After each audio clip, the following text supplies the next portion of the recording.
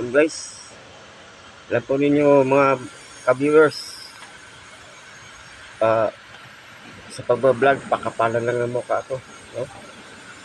Pag namahiyain ka sa pagharap sa camera, talo ka.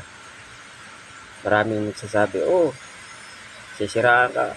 Ay, ganyan ba yan? No?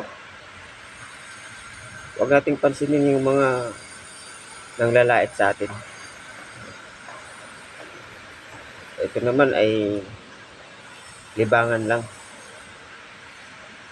Malay mo sa bandang huli sa paglilibang ay malilibang talaga tayo. Diba? So, salamat po.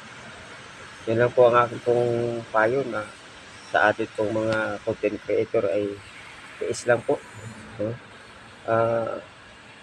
Huwag tayong padaig sa mga na nagpapahina ng loob sa natin. Ganun talaga. Kung gusto mong marating ang dapat mong puntahan. No? Tiis lang. God bless.